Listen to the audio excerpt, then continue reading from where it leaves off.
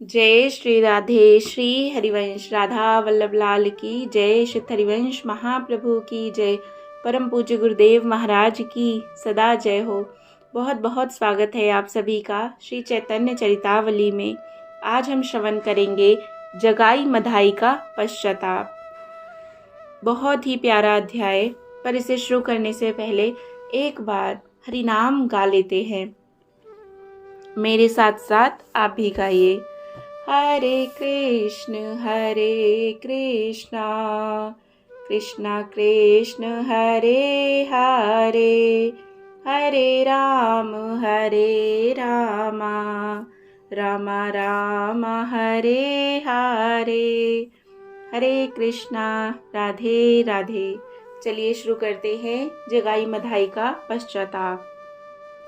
ना चाराधि राधा धवो माधवो वा, ना वा पूजी पुष्पादि भिश्चंद्र चूड़ः, परेशाम धने धन धने नीत कालो दयालो यमालोके ने कह प्रकारः। इसका अर्थ है, हाँ, मैंने ना तो अपने जीवन में श्री राधा रमन के चरणों की शरण ली और ना भगवान पार्वती पति के पाद पद्मों की प्रेम के साथ पुष्प आदि से पूजा ही की, बस दूसरों की विषय सामग्रियों के अपहरण में ही काल यापन किया। हे दयालु प्रभु, जब मेरा परलोक में यमराज से साक्षात्कार होगा तब मैं क्या कहूँगा? वहाँ मेरी गुजर कैसे होगी? हाँ, मैंने अब तक का समय व्यर्थ ही बर्बाद कर दिया। जो हृदय पाप करते करते मलिन हो जाता है, उसमें पश्चाताप की लपट कुछ असर नहीं करती। जिस प्रकार अत्यंत काले वस्त्र में स्याही का दाग प्रतीत नहीं होता, जो वस्त्र जितना ही उज्जवल होगा उसमें मैल का दाग उतना ही अधिक प्रत्यक्ष दृष्टिगोचर होगा। इसी प्रकार पश्चाताप की ज्वाला स्वच्छ और सरल हृदयों में ही अधिक उठा करती है। जो जितना ही अधिक निष्पाप होगा, जिसने अपने पापों को समझकर उनसे सदा के लिए मुंह मोड़ लिया होगा, उसे अपने पूर्वकृत कुकर्मों पर उतना ही अधिक पश्चाताप होगा और वह पश्चाताप ही उसे प्रभु के पाद पद्मों तक पहुंचाने में सहायक बन सकेगा। पाप करने के पश्चात जो उसके स्मरण से हृदय में एक प्रकार का ताप या दुख होता है, उसे ही पश्चाताप कहते हैं। जिसे अपने कुकृत्यों पर दुख नहीं, जिसे अपने झूठे और अनर्थ वचनों का पश्चाताप नहीं, वह सदा इंद्रिय लोलुप संसारी योनियों में घूमने वाला नारकीय जीव ही बना रहेगा। उसकी निष्कृति का उपाय प्रभु कृपा करे तब भले ही हो सकता है। पश्चाताप हृदय के मल को धोकर उसे स्वच्छ बना देता है। पश्चाताप दुष्कर्मों की सर्वोत्तम औषधि है। पश्चाताप प्राणियों को परम पावन बनाने के लिए रसायन है। पश्चाताप संसार सागर में डूबते हुए पुरुष का एकमात्र सहारा है। वे पुरुष धन्य हैं जिन्हें अपने पापों और दुष्कर्मों के लिए पश्चाताप हुआ करता है। जगाई मधाई दोनों भाइयों की निताई और निमाई, इन दोनों भाइयों की अहेतुकी कृपा से ऐसी काया पलट हुई कि इन्हें घबराकर कुटुंब परिवार कुछ भी अच्छा नहीं लगता। ये सब कुछ छोड़कर सदा श्रीवास पंडित के ही घर में रहकर श्री कृष्ण कीर्तन और भगवान नाम का जप करने लगे। ये नित्य प्रति 4 बजे उषा काल में उठकर ही गंगा स्नान करने जाते और नियम से रोज 2 लाख हरिनाम का जप करते। इनकी आंखें सदा अश्रुओं से भीगी ही रहती। पुरानी बातों को याद कर करके ये दोनों भाई सदा धीर ही बने रहते। इन्हें खाना पीना या किसी से बातें करना विष के समान जान पड़ता। ये ना तो किसी से बोलते और ना कुछ खाते ही थे। दिन रात आंखों से आंसू ही बहाते रहते। श्रीवास इनके खाने के लिए बहुत अधिक आग्रह करते, किंतु इनके गले से नीचे ग्रास उतरता ही नहीं। नित्यानंद जी समझा कर हार गए, किंतु इन्होंने कुछ खाना स्वीकार नहीं किया।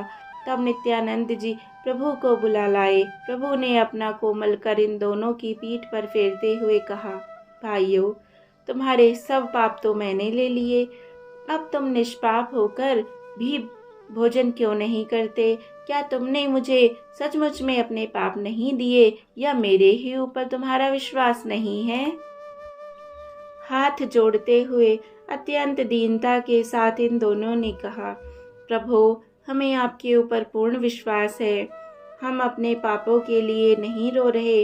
यदि हमें पापों का फल भोगना होता तब तो परम प्रसन्नता होती। हमें तो आपके हेतु की कृपा के ऊपर रुदन आता है। आपने हम जैसे पतित और नीचों के ऊपर जो इतनी अपूर्व कृपा की है उसका रह रह कर स्मरण होता है और रोकने पर भी हमारे आंसू नहीं रुकते। प्रभु ने इन्हें भांति भांति से आश्वासन दिलाया। जगाई तो प्रभु के आश्वासन से थोड़ा थोड़ा शांत भी हुआ, किंतु मदाई का पश्चाताप कम ना हुआ। उसे रह रह कर वे घटनाएं याद आने लगी जब उसने निरपराध नित्यानंद जी के मस्तक पर निर्दयता के साथ प्रहार किया था। इसके स्मरण मात्र से उसके रोंगटे खड़े हो जाते और वह जोरों के साथ रुदन करने लगता। हाय, मैंने कितनी बड़ी नीचता की थी। एक महापुरुष को अकारण ही इतना भारी कष्ट पहुंचाया। यदि उस समय भगवान का सुदर्शन चक्र आकर मेरा सिर काट लेता या नित्यानंद जी ही मेरा वध कर डालते तो मैं कृतकृत्य हो जाता। वध करना या कटु वाक्य कहना तो अलग रहा, वे महामहिम अवधूत तो उल्टे मेरे कल्याण के निमित्त प्रभु से प्रार्थना ही करते रहे और प्रसन्न चित्त से भगवान नाम का कीर्तन करते हुए हमारा भला ही चाहते रहे। इस प्रकार वह सदा इसी सोच में रहता।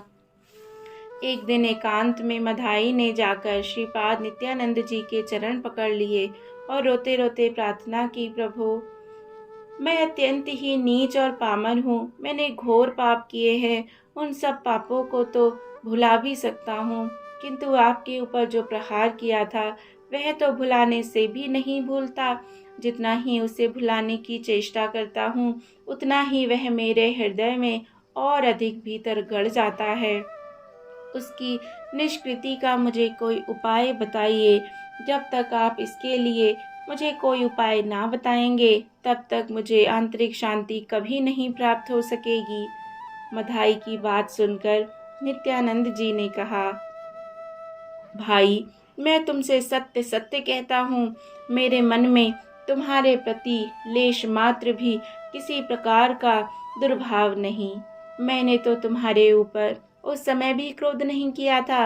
यदि तुम्हारे हृदय में दुख है तो इसके लिए तप करो, तब से ही सब प्रकार के संताप नष्ट हो जाते हैं और तब से ही दुख, भय, शोक और मनहा शोभ आदि सभी विकार दूर हो जाएंगे। तपस्वी भक्त ही यथार्थ में भगवान नाम का अधिकारी होता है। तुम गंगा जी का एक सुंदर घाट बनवा दो जिस पर सभी नर नारी स्नान किया करें और तुम्हें शुभ आशीर्वाद दिया करें। तुम वहीं रहकर अमानी तथा नम्र बनकर तप करते हुए निवास करो। नित्यानंद प्रभु की आज्ञा श्रद्धार्य करके मधाई ने स्वयं अपने हाथों से परिश्रम करके गंगा जी का एक सुंदर घाट बनाया। उसी पर एक कुटी बनाकर वह रहने लगा। वहाँ घाट पर स्त्री, पुरुष, बालक, वृद्ध, मूर्ख, पंडित, चांडाल, पतित जो भी स्नान करने आता, मधाई उसी के चरण पकड़कर अपने अपराधों के लिए क्षमा याचना करता। वह रोते रोते कहता, हमने जाने में अनजाने में आपका कोई भी अपराध किया हो, हमारे द्वारा आपको कभी भी कैसा भी कष्ट हुआ हो, उनके लिए हम आपके चरणों में नम्र होकर क्षमा याचना करते हैं। सभी उसकी इस नम्रता को देखकर रोने लगते और उसे गले से लगाकर भांति भांति के आशीर्वाद देते। शास्त्रों में बताया गया है, जिसे अपने पापों पर हृदय से पश्चाताप होता है उसके चौथाई पाप तो पश्चाताप करते ही नष्ट हो जाते हैं। यदि अपने पाप कर्मों को लोगों के सामने खूब प्रकट कर दे तो आधे पाप प्रकाशित करने से नष्ट हो जाते हैं और जो पापियों के पापों को अपने मन की प्रसन्नता के लिए कथन करते हैं, चौथाई पाप उनके ऊपर चले जाते हैं। इस प्रकार पाप करने वाला पश्चाताप से और लोगों के सामने अमानी रहकर सत्यता के साथ पाप प्रकट करने से निष्पाप बन जाता है। इस प्रकार मधाई ने दीनता और महापुरुषों की अहेतु की कृपा से भगवत भक्तों के सभी गुण आ गए। भगवत भक्त शीत उष्ण और द्वंद्वों को सहन करने वाले, सभी प्राणियों के ऊपर करुणा के भाव रखने वाले, सभी जीवों के सुहृद, किसी से शत्रुता न करने वाले, शांत और सत्कर्मों को सदा करते रहने वाले होते हैं। वे विषय भोगों की इच्छा भूलकर भी नहीं करते। उनमें सभी गुण आप से आप ही आ जाते हैं, क्यों ना आवे। भगवत भक्ति का प्रभाव ही ऐसा है। हृदय में भगवत भक्ति का संचार होते ही संपूर्ण सद्गुण आप से आप ही भगवत भक्त के पास आने लगते हैं। जय जय श्री राधे। यस्य यास्ति भक्तिर् भगवत यत् किंचना सर्वे गुणैस्तत्र समासते सुराः हरा भव भक्तस्य कुतो महद्गुणः मनोरथे नास्ति धावोत बहिः। इसका अर्थ है, हे देवताओं, जिस भक्त की विष्णु भगवान के चरण कमलों में अहेतु की भक्ति है, उस भक्त के हृदय में संपूर्ण दिव्य गुण आप से आप ही आकर अपना घर कर लेते हैं। जो अनित्य सांसारिक विषय सुखों में ही निमग्न रहकर मन के रथ पर सवार होकर विषय बाजार में विहार करता रहता है, ऐसे अभक्त के समीप महापुरुषों के से गुण कहाँ से आ सकते हैं। इस प्रकार थोड़े ही दिनों में मदाई की भगवत भक्ति की दूर दूर तक ख्याति हो गई। लोग उसके पुराने पापों को ही नहीं भूल गए, किंतु उसके पुराने मधाई नाम को भी लोगों को स्मरण नहीं रहा। मधाई अब ब्रह्मचारी के नाम से प्रसिद्ध हो गए। आहा, भगवत भक्ति में कितनी भारी अमरता है।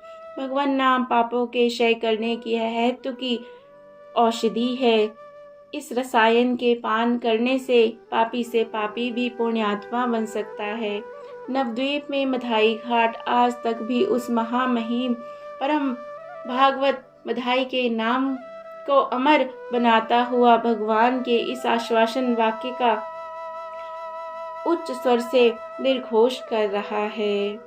अपि चेत्सु दुराचारो भजते माम अनन्य भाग साधुरेव स मंतव्या सम्य भव्य वसितो ही सहा। चाहे कितना ही बड़ा पापी क्यों ना हो, चाहे उसने कितने ही पाप क्यों ना किए हों, वह यदि अनन्य होकर और सभी आश्रय छोड़कर एकमात्र मेरे में ही मन लगाकर मेरा स्मरण ध्यान करता है, तो उसे सर्वश्रेष्ठ साधु ही समझना चाहिए, क्योंकि उसकी भली भांति मुझ में ही स्थिति हो चुकी है। जय जय श्री राधे, जय जय श्री राधे श्याम। अब इसके आगे हम कल श्रवण करेंगे। जय श्री राधे। श्री हरिवंश श्री चैतन्य महाप्रभु की सदा जय हो। जय श्री राधे।